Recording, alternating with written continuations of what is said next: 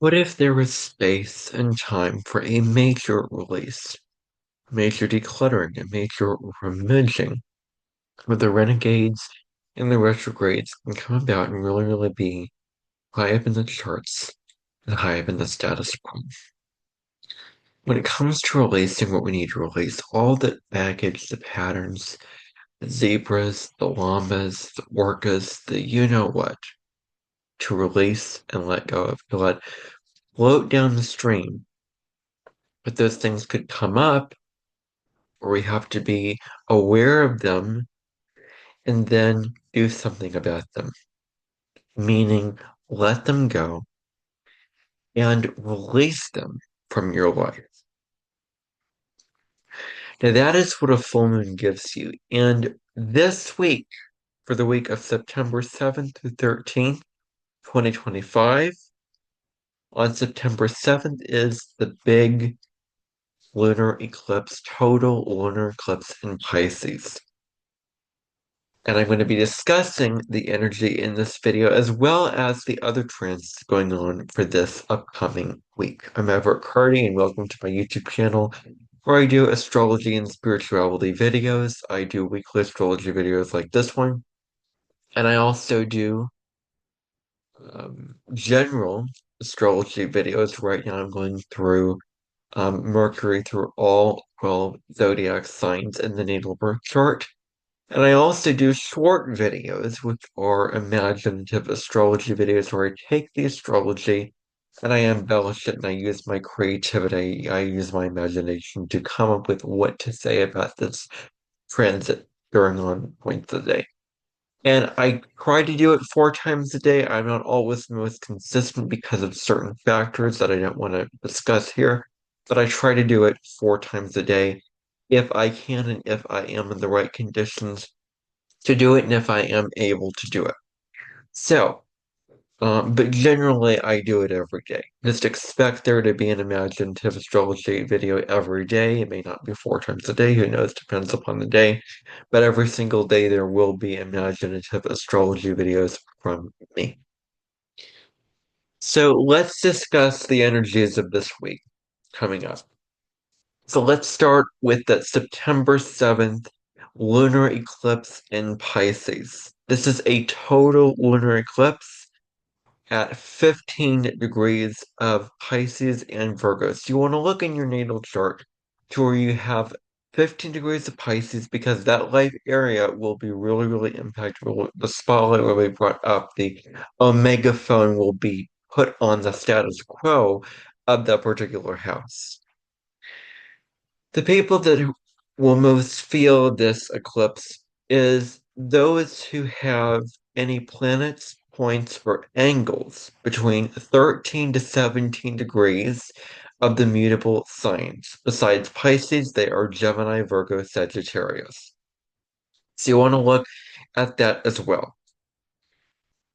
So this is our third eclipse that falls in the Virgo Pisces axis. Now, way back in September 2024, September 17th, we had an eclipse that occurred in Pisces. It was a lunar eclipse. It was a hybrid eclipse because the nodes were still in Aries and Libra. They hadn't yet moved into Pisces and Virgo yet, but the nodes were still close enough where it would make for the right conditions for an eclipse. And it took me forever to believe that. It took me ever to agree with it. It took me ever to understand it. Why there is hybrid eclipses and why hybrid eclipses exist. Then on March 14th this year, we had a total lunar eclipse in Virgo. And then now September 7th is the total lunar eclipse in Pisces. So this is the second lunar eclipse in Pisces of this set of eclipses. Going forward from here, there will be on the Pisces Virgo axis on September 21st an eclipse at 29 degrees of Virgo. It's a solar eclipse. Then in March 2026, there will be I believe another lunar eclipse in Virgo. And then I think in August there'll be a lunar eclipse in Pisces of that year, and then um in February 2027 there will be another lunar eclipse in Virgo. So the dominant eclipses of this set is lunar eclipses. The last time nodes were in signs, when the nodes transited Aries and Libra, there were more solar eclipses than lunar eclipses. So, that is what I really want to stress and begrudge here. So, now, discussing this eclipse, like all full moons, a lunar eclipse is when there's like a blood moon, and when the sun goes over the moon becomes very bright and red in the sky. Um, and so this brings about endings. This brings about significant endings. What in your life do you need to let go of? What has to be released? What has to be let go of, tossed away, thrown out the window? What is not serving you anymore? What is not serving your growth anymore? That very thing you will feel called to release it if it's not working in your life. If something is not serving you in your life, or the conditions of your life are not in alignment with that thing, and if you know that it's unhealthy, if you know that it's not, serving your growth, then now is the time where you can release that and let that go. Now, during full moons, we're very impulsive, we're very reactive, there's an increase in the probability of um, crimes during lunar eclipses. So that goes on very Matsone-like. And so what you want to do is you want to, before you react, before you become very impulsive, sit in your feelings, reflect on them. During lunar eclipses, the focus is on relationships. That is the really, really big focus. This impacts all kinds of relationships, not just relationships with others, with your spouse, with your family, with your coworkers, but also the relationship to yourself, and your health, and your well-being. This can bring about major endings, major culminations because it is an eclipse. So and solar eclipses are brand new beginnings on steroids. So, this is about balancing our daily lives with our routines, our day-to-day details that we attend to, practicality and that kind of thing, with our spiritual connection to our higher power and our connection with our soul. So that has to be balanced out. Virgo rules over the tools that we use in our everyday life. And Pisces rules over the tools we use to grow spiritually. It could be meditations, it could be a pendulum, it could be a yoga mat, it could be a deck of oracle cards, for instance. So those are the type of tools, because oracle cards, for example, they're tools that help you connect and facilitate a conversation to you and your higher self, to you in spirit, and what the universe is trying to communicate to you through textures, symbols, and images. So this is about addressing spiritual needs while honoring routine at the same time. So you're being invited to balance this axis. Whenever we have an eclipse, it either falls at the south node or the north node. So in this case, this is the north node eclipse because the moon is in Pisces and the north node is in Pisces. So this really is all about, um, balancing spirituality with the practical. This is about where there's changes in relationships after an eclipse. Your emotions may be especially high at this time. That may be very, very huge for you. That may be very up in the charts for what you have going on in your life right now. This is about becoming clear about what you must change or what must be released from your life. What is not working for you? There's heightened awareness with here. Now, the South Node's traveling through Virgo, and the South Node is what we come in with already. It's what our talents, our gastronomical, astronomical food shoes. It is the talents and things that are overdeveloped, over exaggerated. It is our comfort zone. It's where we're familiar. The North Node is the call of destiny, the call of the soul, the call to evolve, the call to get out of your comfort zone and grow on a spiritual level. That is the North Node. It is deeply spiritual, deeply intrinsic. So the South Node is going through Virgo, and we want to release perfectionism. We want to release any perfectionism that we have going on with the South Node moving through Virgo, caught in being so in the details and in the weeds and judgmental of all the flaws and self-judgment. Now, Virgo and Pisces are signs 6 and 12. They mark the health and service axis. And you can even look at that through the houses corresponding to Virgo and Pisces and the attributes of those houses. And so Virgo and Pisces is the health and service axis. Virgo is more on the practical end, Pisces is more on the spiritual end. Now, the effects of this eclipse can be felt 6 months after it happens, so it's pretty long. We want to take care of ourselves physically, mentally, spiritually, getting a salt bath, getting out of nature, getting fresh air, meditating, practicing your breath, eating right. All these things together are the Pisces Virgo axis speaking to you.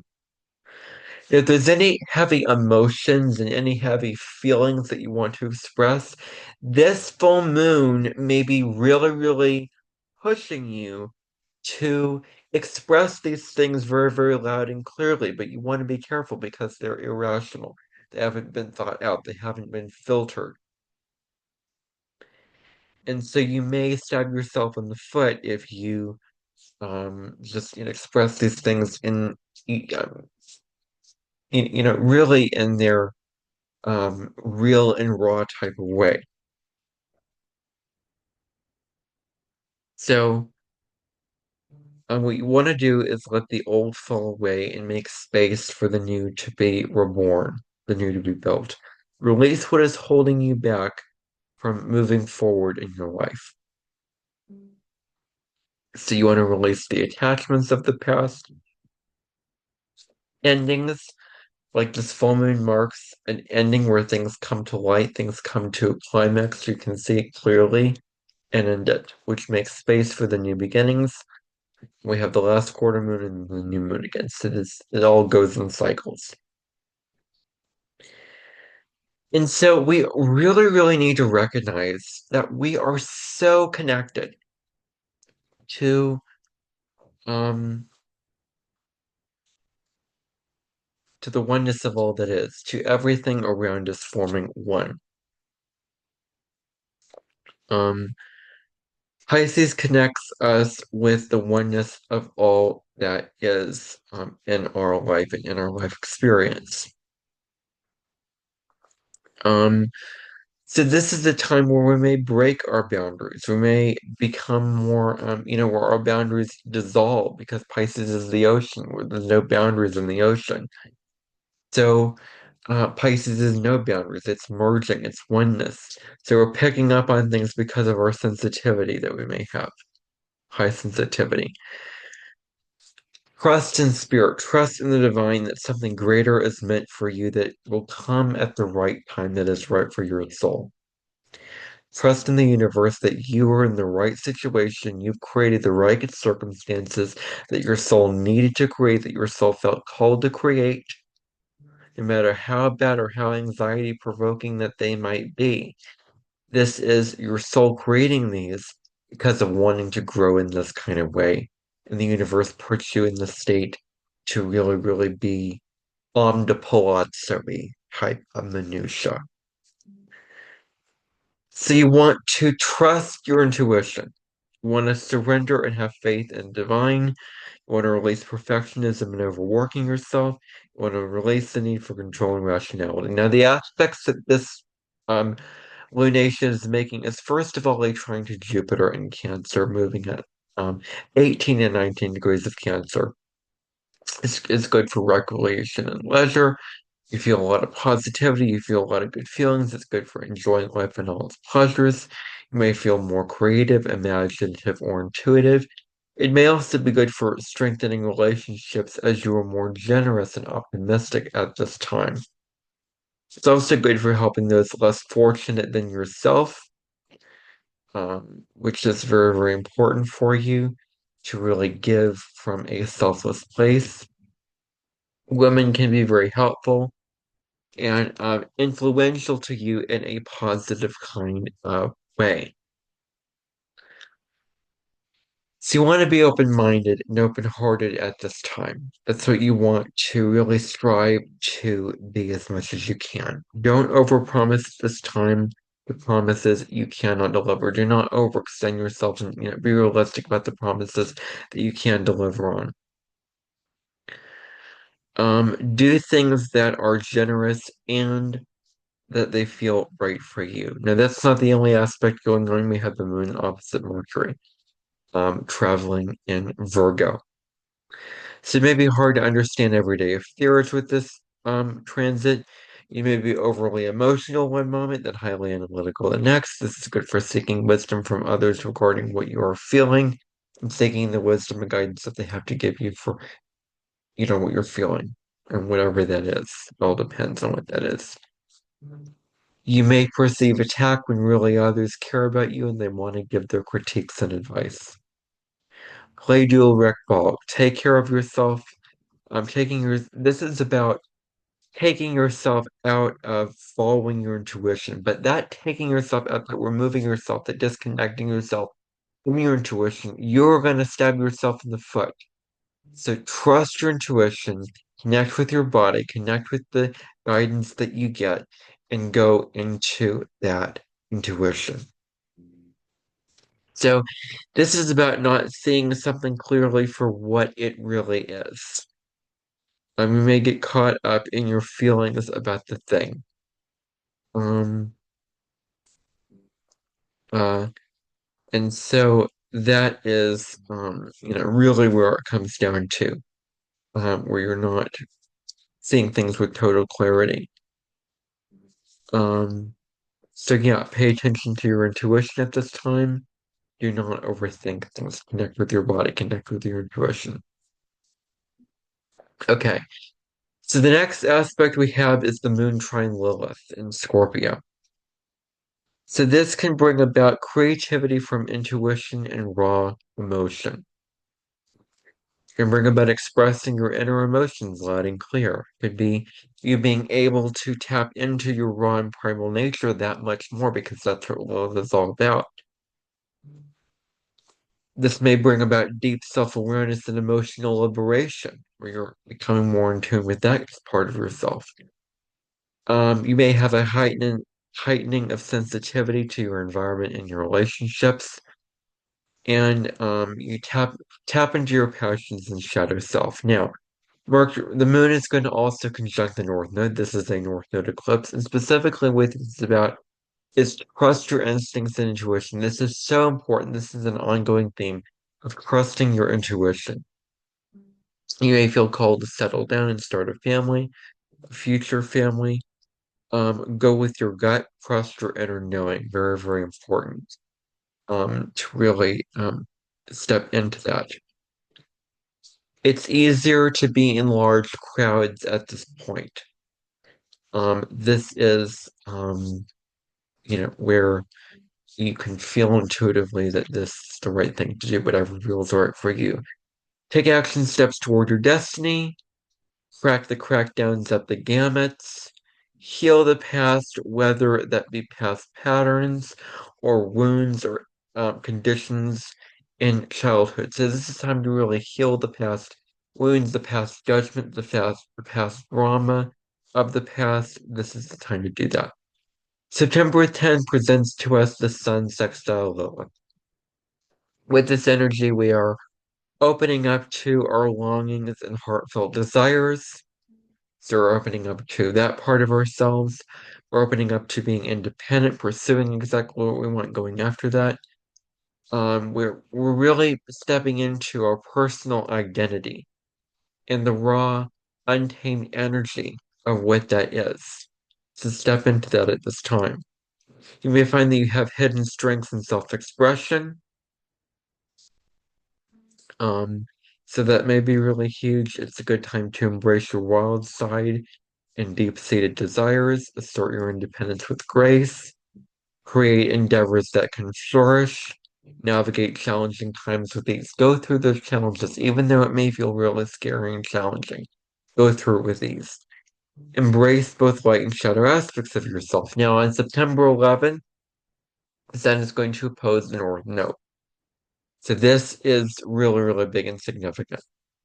So this is all about reflecting on your purpose and your role that you play in the world. Because the thing with that Virgo South Node is it needs to be defined. It feels insecure if it does not be defined as a role out in society.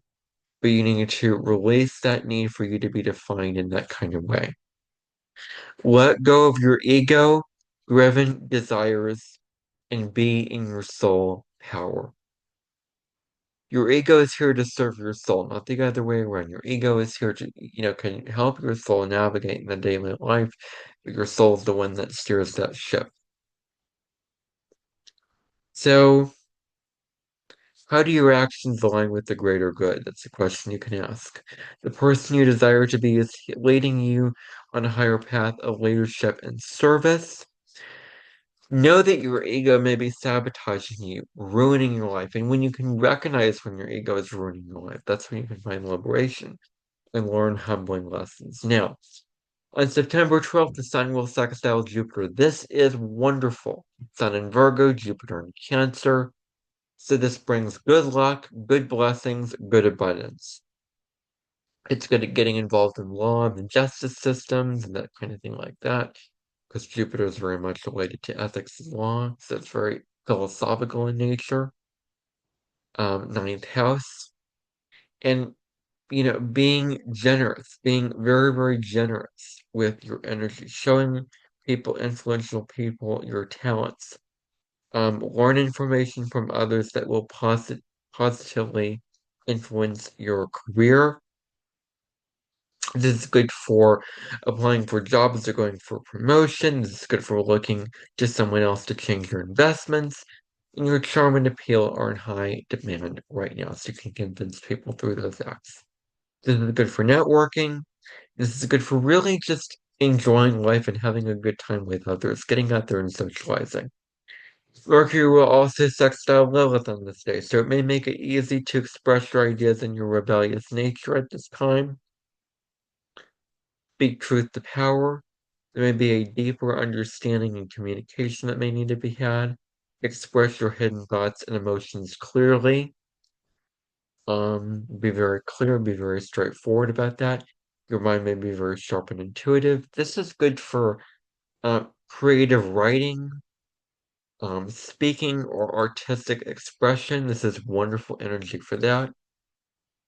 It's good to embrace your authentic self without fear or judgment. Really step up to that plate of empowerment. This can bring about healthy personal growth and do things that challenge you and help you to grow as a soul being. Now, Mercury is going to also oppose the North Node on this day. So if you were looking, this is a good time to really surrender that need to look for things to make logical sense and to trust in your intuition. Trust in that part of you that is right-brained, illogical, but that steers you in the right direction. That is not defined as logic. Your sixth sense comes before every other sense. Your sixth sense, which is your intuition, really should be your first sense. Surrender and trust in the divine. Do not get too caught up in your head, the mind games going, overthinking things. Connect with your body and your intuition. Maybe clashing with those around you due to your stubbornness and inability to see the big picture. So caught up in the details. stubbornly holding on to those details.